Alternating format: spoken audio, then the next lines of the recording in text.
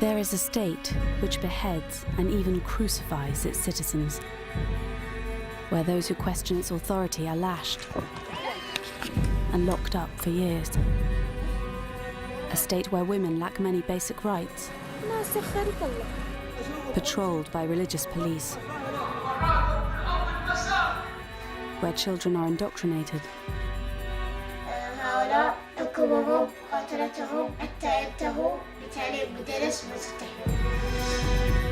but this is not the Islamic State. This is the Kingdom of Saudi Arabia. A close ally which buys billions of pounds worth of British arms, whose security forces we equip and train, even though they're in conflict with many of their own people, whose oil we buy, and whose royals get the red carpet treatment. We have a relationship with Saudi Arabia because we receive from them important intelligence and security information that keep us safe. Working with a team of Saudi undercover cameramen, Watch this. This film sets out to penetrate one of the world's most secretive and repressive states. The women, they're imprisoned. They just fear freedom. Because of American and European support to the Saudi monarchy, our people have suffered. And we will uncover how Saudi money and ideology has helped drive terrorism around the world.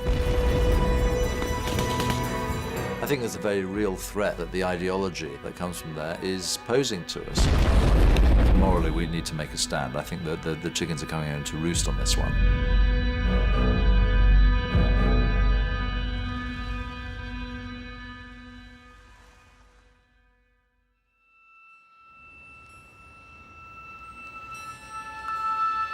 In January 2015, the Union Jack was flown at half-mast in Westminster. A very special mark of respect for a close ally. The Saudi ruler, King Abdullah, had died. Many world leaders came to the capital city, Riyadh, to pay tribute.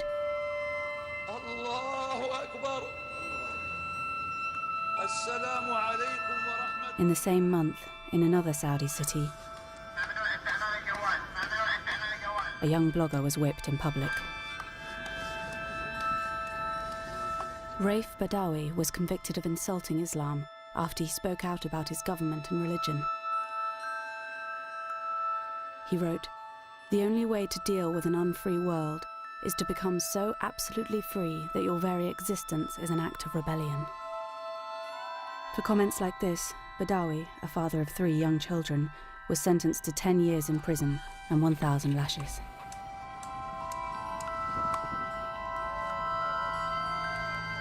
We don't approve of what Saudi Arabia does. We don't like what they do, but they are a necessary evil in combating other regimes. And of course, ultimately, they have a lot of oil. No country is the perfect ally, perfect partner, without any reservations whatsoever. So, you know, welcome to the real world. Welcome to the Premier League.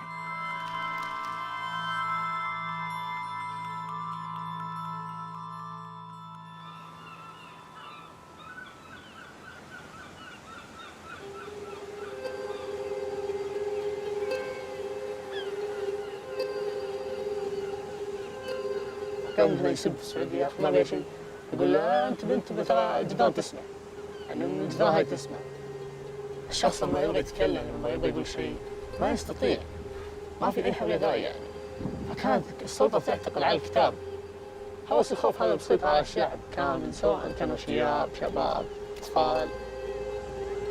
Yasser is part of an underground network of activists in Saudi Arabia. It's one of the most secretive countries in the world. No journalist can operate freely, and you can't even get in as a tourist. So Yasser's come to Istanbul at great risk to collect an undercover camera.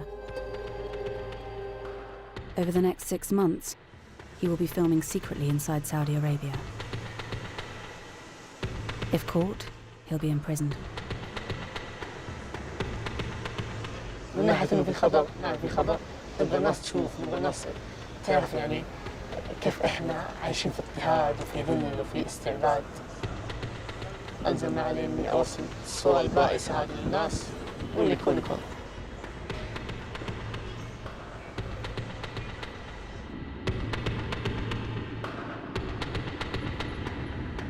2 days later, Yasser is flying back into Riyadh to begin filming undercover.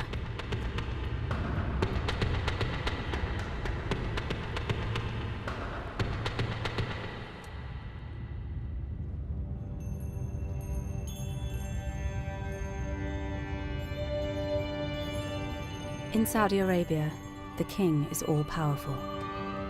Since he came to the throne in 2015, King Salman's face looms large over the streets. Saudi Arabia is the home of Islam's holiest sites and the world's largest oil exporter. Its state oil company is worth an estimated £7 trillion. The royal family and their inner circle are worth billions. Yasser films an avenue of palaces. The external face of Saudi Arabia is ostentatious wealth and luxury shopping malls. But the global crash in oil prices has hit the Saudi economy hard.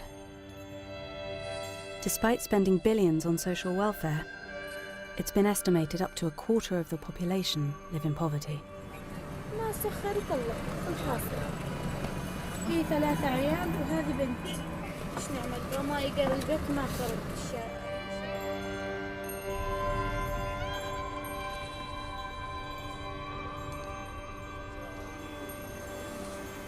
راح اخليكم تشوفون وين هالناس عايشين. This is how millions of Saudis live, a reality rarely seen by the world because you can't film openly here.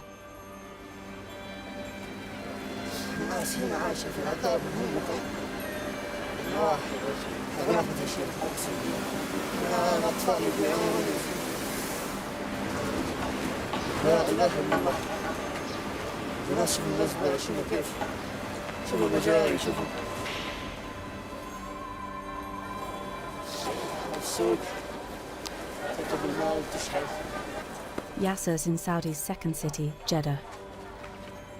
He shows us how women often end up begging on the streets. نعم معي ولد أنا 6 دورات قتال أبوه راح It's estimated only 1 in 5 Saudi women of working age have jobs. And without a man's support, many end up on the street. Yasser and his friend head down to the beach to play their lute. But before they even get there, they run into the religious police on patrol.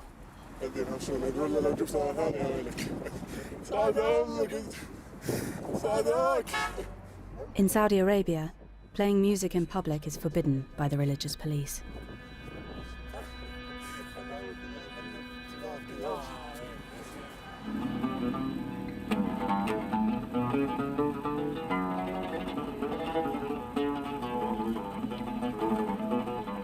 After Yasser and his friends have been there for less than 5 minutes, the police return. This was the last shot recorded before Yasser's lute and hidden camera were smashed.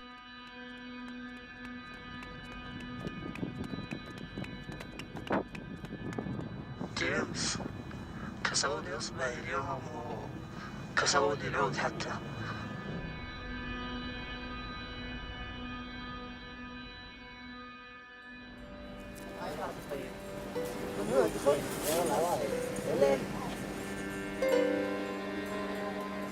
For Yasser and his friends, the religious police are a constant menace. Their official title is the Committee for the Promotion of Virtue and the Prevention of Vice. They patrol the streets and shopping malls, enforcing strict Islamic laws. Activists like Yasser have been filming and sharing clips to expose what they say is their constant harassment.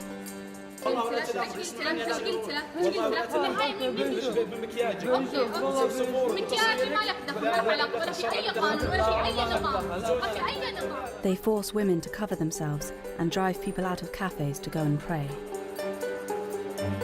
Their strict form of Sunni Islam is known as Wahhabism. It is the religion on which Saudi Arabia was founded. Here, the religious police are smashing bottles, thought to be alcohol.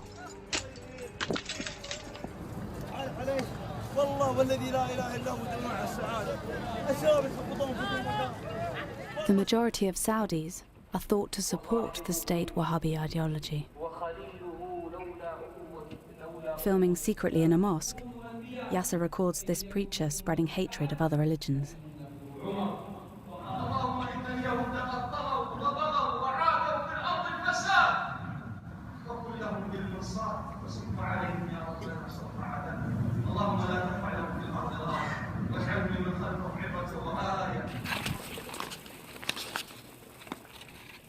The state Wahhabi ideology is taught to Saudi children from an early age. Yasser films a 14-year-old Saudi boy showing him the books they use at his school. Books made in Saudi Arabia, but exported to the world. طبعا الشيعة والكفار المسيحيون هؤلاء حكمهم مقاتلتهم حتى ينتهوا طبعا هؤلاء سينحرون بالتالي مدرس ما تستحيل. The textbook doesn't just attack other religions. It portrays the Shia Muslim minority at home as the enemy. طبعا ناخذ عن الشيعة انهم رافضة مقاتلتهم وابعادهم عن دين الايمان لانهم كفار ونقاتلهم حيث امرنا دين الاسلام. The Saudi education system has been intended as an insurance policy, as a security measure to protect the ruling family and to mislead the millions of students into hatred of other religions, other cultures, and into the worship of the Saudi ruling family.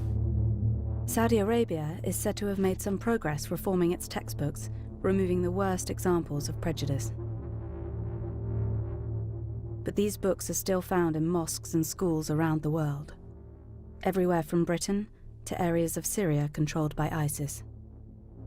No wonder thousands of Saudis joined ISIS and other terror group, because they were trained in Saudi schools.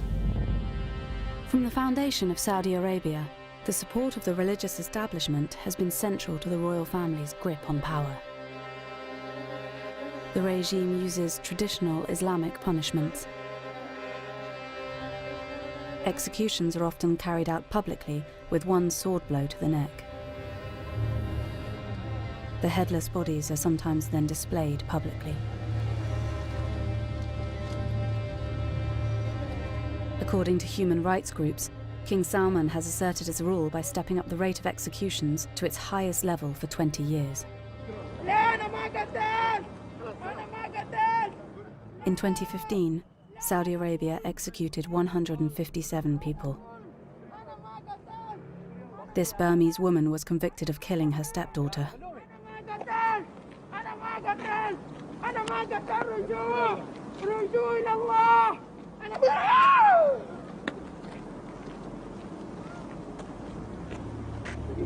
This was filmed by a policeman.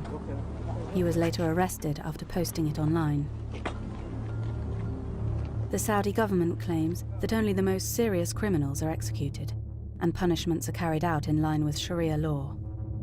They say trials are fair, though human rights groups disagree.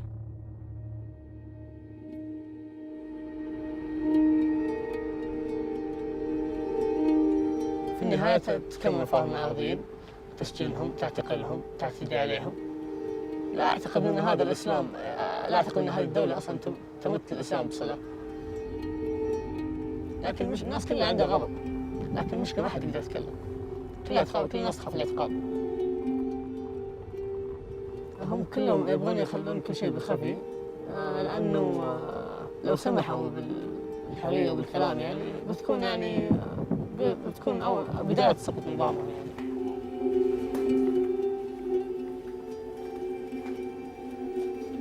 In Saudi Arabia, criticizing the government, criticizing religious people are considered as acts of terror.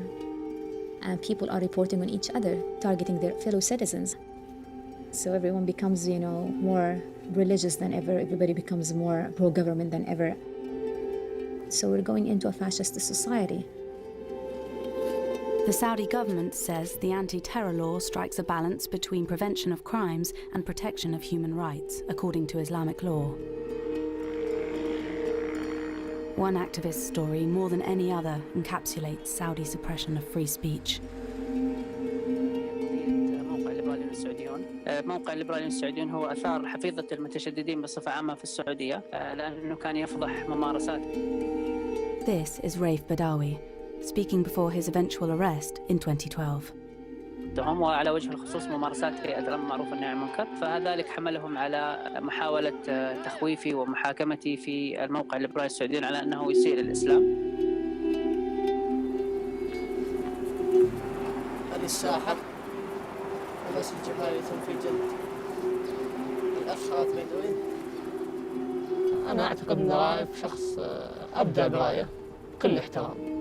لم يرفع سلاح، لم يقتل أحد، لم يفجر، لم يكفر مثل ما فعلت السلطة.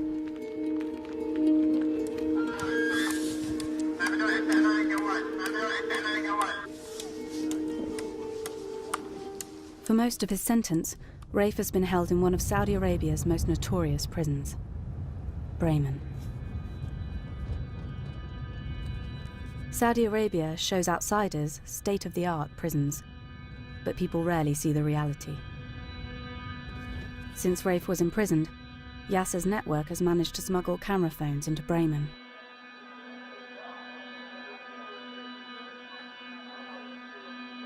What they found was chaos and lawlessness, and prisoners injecting themselves. Here, a prisoner is abused by his fellow inmates.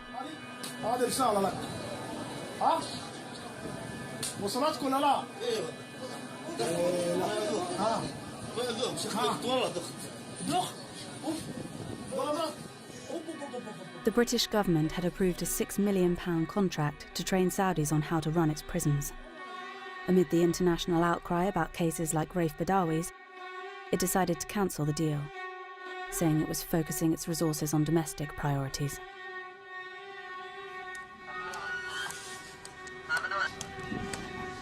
Raif Badawi has received no more lashes since the first 50, but his sentence of 10 years still stands.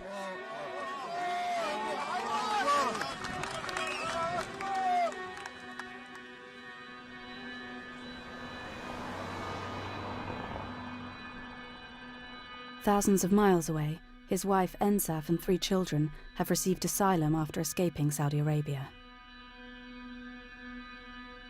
They haven't seen their father for 4 years. انت بتعرف وين بابا؟ وين؟ بالسجن.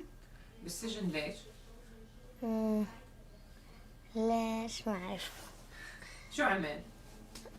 بس هو ما عمل شيء، بس لأنه كتب وبعدين هذا وبعدين راح على السجن. بقول يا ريت إنه أرجع وأقول له إنه ما يكتب هذا. When does he think he will see his dad again? بس أنا نفسي إنه يجي اليوم. وفكرك إمتى رح تشوفه؟ ما أعرف. 10-year-old Dudi and his sisters only get very rare phone calls with their father from prison. Their mother Ensaf works tirelessly to keep up the family's morale and to raise pressure for his release. يلا ابغى اسمع مريم ايش حتعمل لما بابا يجي؟ هركض حق بابا. حواليكم كمان انتوا الاثنين وحورجيه البيت. بعدين حنروح على السينما. بعدين حناكل ونشتغل شيء. بعدين حتمري انتي وبابا كمان. اوه بس دحين ما هو قاعد يدق يعني. والله صح اني انا برا السجن، بس كأني في سجن كمان، يعني انه لما يكون اغلى شيء في حياتك مش موجود، اولادك صار لهم 4 سنين ما هم شايفين ابوهم، اكيد ده شيء صعب، بس انه ماشيين مكملين. Ensaf's campaigning and international pressure mean that Rafe's case is up for review in the Saudi courts. والله بصراحة أنا دائما عندي أمل قبل السنة الجاية إن شاء الله على نويل هذا يكون رايف معانا ومن زمان. بس لحد الآن لسه ما جاني ولا أي خبر كويس من السعودية.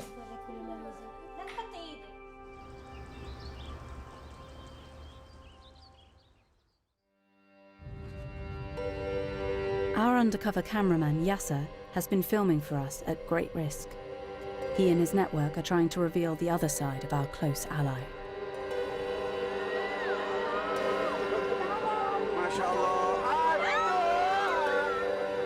Saudi Arabia doesn't allow tourists, and they don't allow journalists to operate without minders.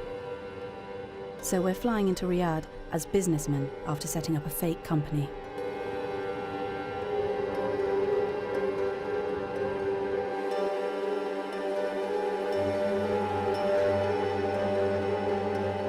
We're taking secret cameras to record our trip. When we get to passport control, there's a bad moment. The border guard looks directly at our hidden camera.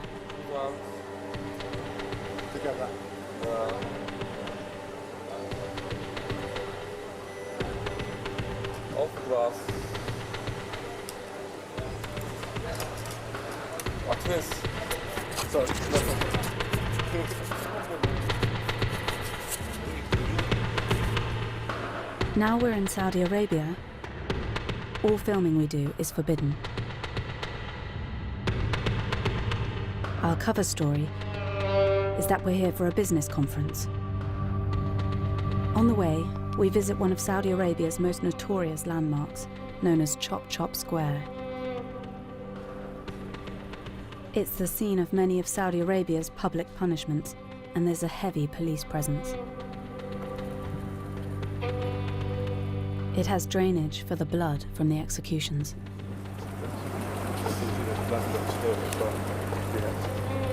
Two Westerners in the middle of Chop Chop Square inevitably raise suspicion.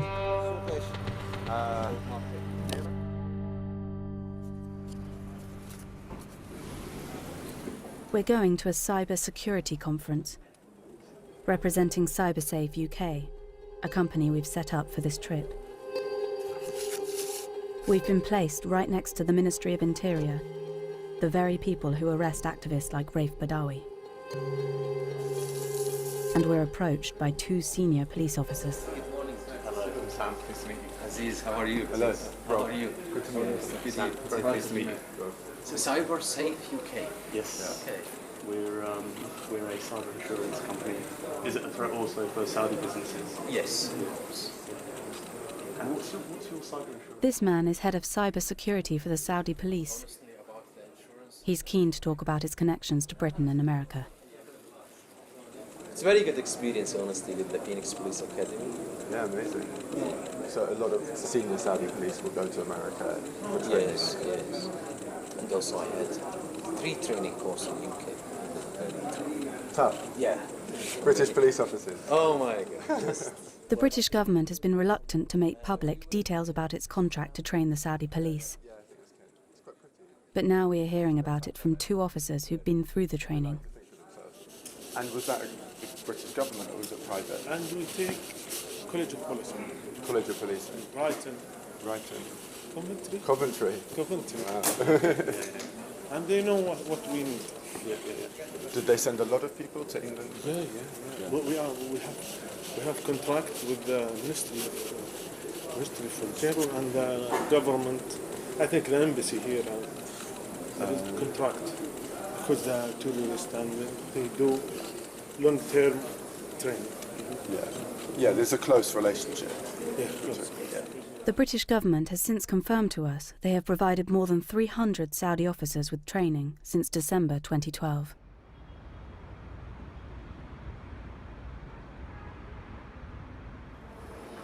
Despite some reforms in education, employment and politics in recent years, women still don't have the same legal rights as adult men. Women can't drive and struggle to perform many simple tasks, such as going to the doctors without a male guardian. Hey, In some cases of abuse, the authorities do act, but if a woman is the victim and tries to report it, the police may tell her she needs a male relative to file a complaint.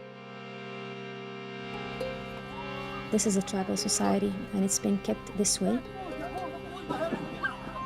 Violence is a symptom of the position of women in a society because it reflects how people view the roles of women. The philosophy of the government is to keep the control of the man, or the power of the father, basically. So violence is used as a disciplinary way or a controlling way. But some women in Saudi Arabia are starting to fight back. One woman has become the figurehead for the new women's rights movement. It's to meet her that we've come to Saudi. Lujain Hathlul is Saudi Arabia's most prominent women's activist, a constant thorn in the side of the regime. She uploaded videos of herself driving as part of a campaign to change the ban against it. أهلين معكم لجين الهذلول. أنا الآن في طريق الغويفات بحاول أقطع الحدود السعودية من هناك ونشوف وش يصير. Moments after this was filmed, Lujain was arrested trying to enter Saudi Arabia. She was imprisoned for 73 days without trial. Eventually, she was released, but she is banned from traveling, and she says she still has terrorism charges against her. Despite the risk, she is still happy to meet us. She may be under surveillance, so we have to meet her in a secret location. I've been threatened since the beginning. My car was broken. I almost got beaten up just because of the campaign.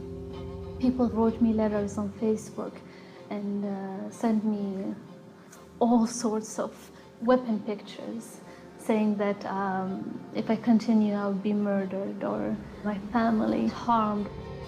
Lujain's campaign sparked a debate inside Saudi Arabia. To some women, she became a hero. To the more conservative elements, a hate figure. I try to represent their rights. Some of them don't believe that it's their own rights. They refuse it, they reject it. But I believe that they're imprisoned in their own old raising, their old mindset, or they just fear freedom. Although banned from activism, Lujain hasn't stopped campaigning. She's registering as a candidate in the 2015 municipal elections, the first in which Saudi women can participate. سجلتي خلاص؟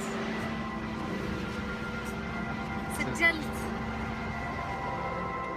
It's scary. I'm not saying it's not scary, but I'm continuing. I am not stopping. I'm stepping, shaking while stepping, yes, but I'm not giving up.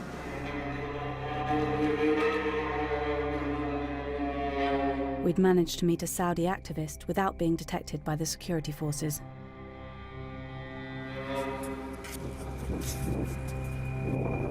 But when we get back to the hotel, there's a shock. The fake company website we've set up has been hacked. That's pretty dark. I think we get out. Yeah.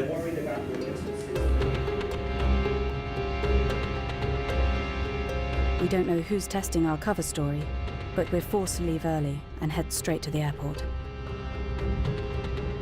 We hope that there's no travel ban on our passports up here. If we're discovered, we know we'll be arrested.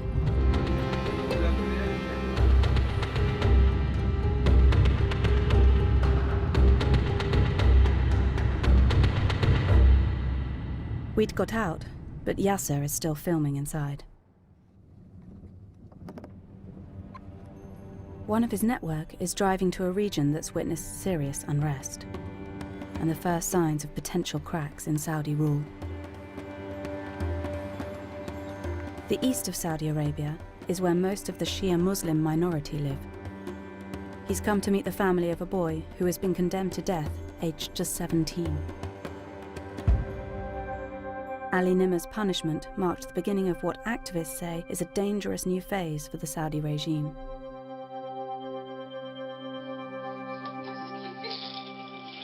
ما تفضحي.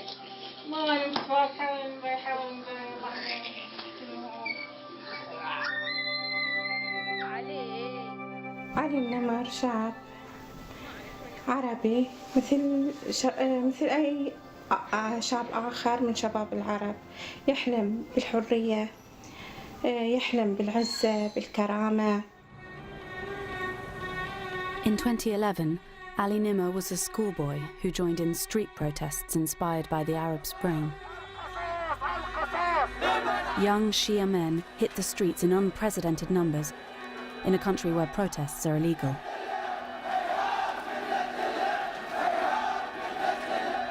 As the days passed, the confrontations with the security forces became more intense. The Saudi police reacted to the protesters with bullets. Scenes like this have raised questions about Britain's contract to train Saudi police.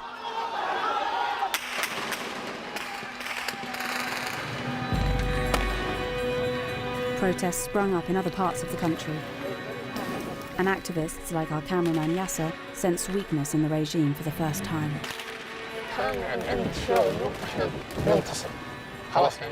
جاءت اللحظة اللي خلاص احنا نتغلب على هؤلاء المستبدين اللي عشرات السنين استبدوا فينا واستعبدونا.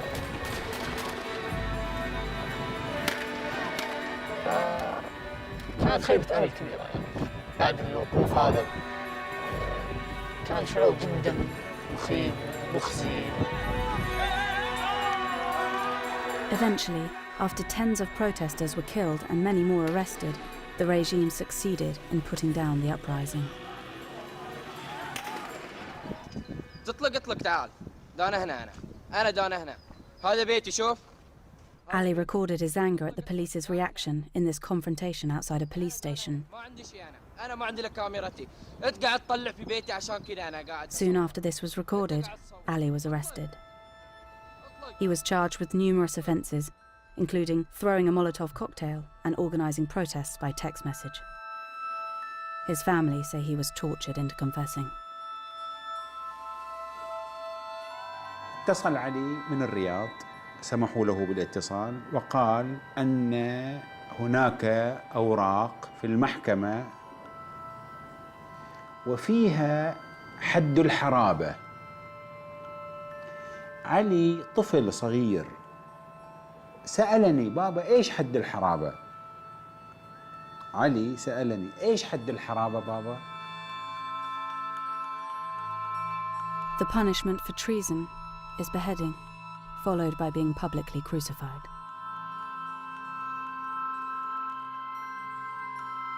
But some felt Ali was being punished because of this man. Sheikh Nimr was Ali's uncle. He was seen as the spiritual leader of the protests. نحن على امتداد 100 عام نعيش ظلم وجور وخوف وترهيب. لا نخاف الموت ونعشق الشهادة.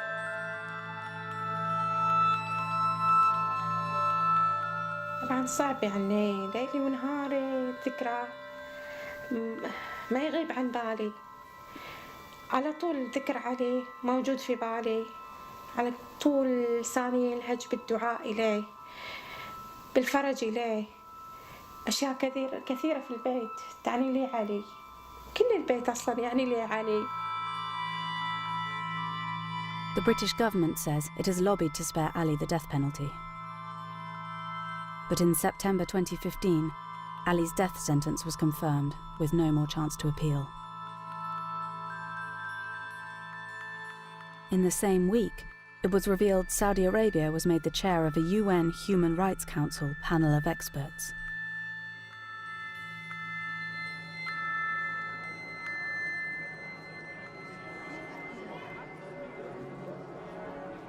Ensaf, the wife of Raif Badawi, the blogger sentenced to 1,000 lashes, is in Strasbourg to collect an award on his behalf. It's good for her campaign, but the review of Raif's case in the Saudi courts has not gone well. رايف اتنقل إلى سجن تاني. السجن الثاني هذا اللي نقل فيه ما يكون فيه إلا شخص منتهي.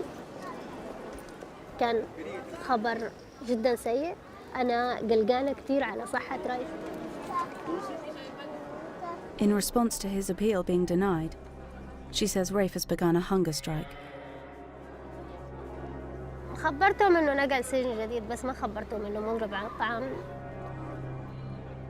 حرام يعني أولادي تعبوا من كتر ما هم يتلقوا أخبار، يعني حرام سنهم فقدوه بسبب إنهم يتلقوا أخبار أكبر من سنهم. مجرد ما إني أشوف أولادي كمان يعطوني القوة، يعطوني كمان الأمل. المعاكس للموضوع رايف إنه بعيد عن أولاده، الحكم اللي صدر ضده كان حكم كتير قاسي.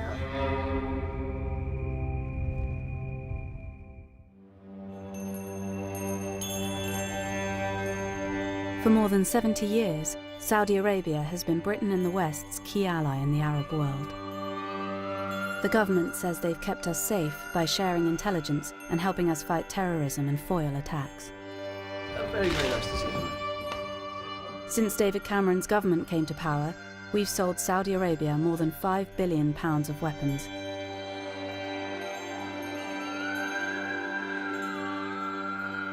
Saudi Arabia has been a very important partner. We've got our oil from them, we've sold weapons technology to them, and they have been an ally in providing intelligence about low-level al-Qaeda activities.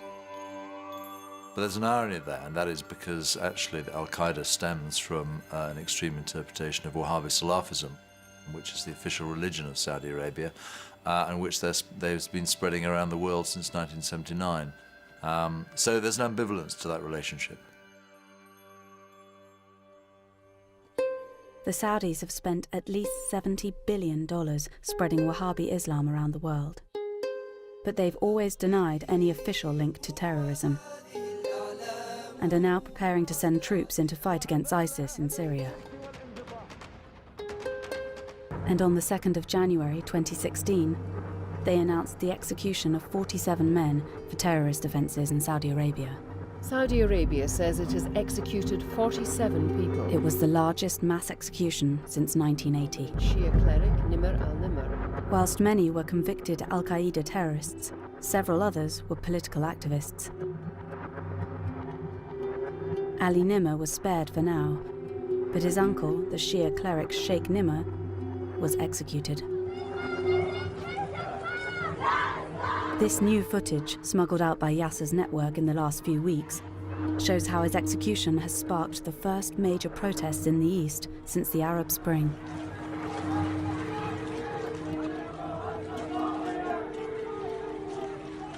أنا شخصياً أعتبر أن السيف مسلط على رقبته. يتوقعون أن تكون هناك ارتدادات، يتوقعون أن يكون هناك فلتان في الشارع. فما بالك لو لا سمح الله أقدموا على الإعدام.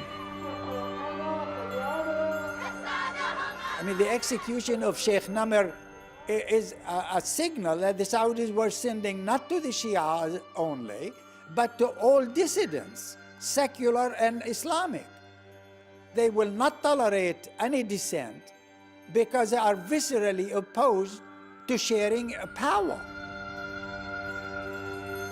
The executions have clearly had an effect on the activists we've been filming. Yasser has now been working undercover for 6 months, every day risking arrest. But he tells us that after the executions, the situation has become too risky to continue. جيمس ما أقدر أكمل، أخوياي كلهم اعتقلوهم، والكلمة اللي شافوها عندي بيقولون عني إرهابي، والناس ما مبسوطين أبد. الحين عرفنا حقة ملك. The elections, billed as a great advance for women's rights, went ahead. But women's activist Lujain Hathlul was missing from the ballot.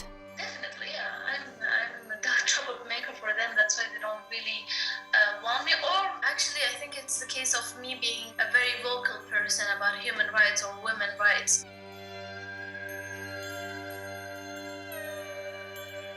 Unfortunately, the religious establishment is not really aligned with any of the economic, social, or best interests of the 30 million people living in Saudi Arabia. Their needs and best interests and voices should be heard. And it will continue to be an issue for the people and for the political system until it's resolved. It's not going to go away because people are being imprisoned or even executed.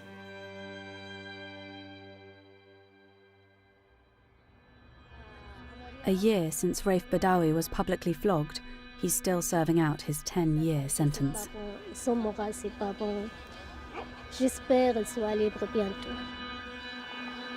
His wife Ensaf hasn't heard from him since the executions happened. بصراحة يسألوا هم الفترة هذه كتير ليه بابا ما عاد يتصل. ما عندي جواب. لهم ما بعرف. لأنه فعلا أنا ما بعرف ليه. كل الأخبار اللي نسمعها ما أحب أحكي عنها عشان ما يجي خلط في راسي. فما أحب إني أحكي عنها. أحب إنه دائما أنا مقتنعة قناعة تامة عن إنه كل اللي قاعد يصير مختلف عن قضية رايف تماما.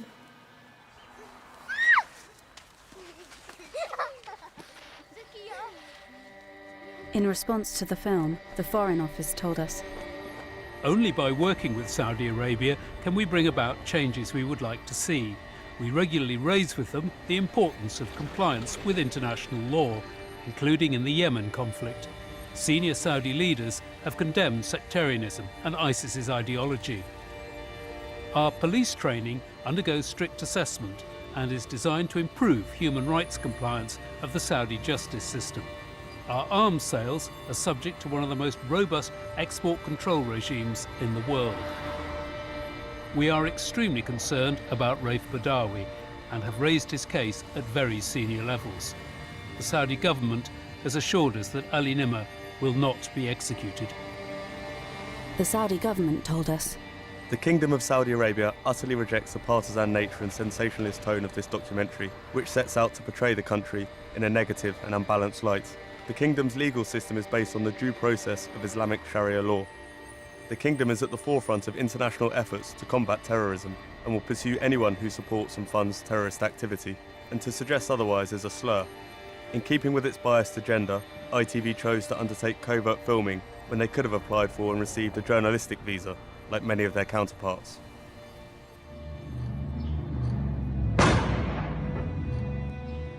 Activists say they're being forced underground, but with the spread of phones and cameras, it has become impossible for the regime to control what the world sees.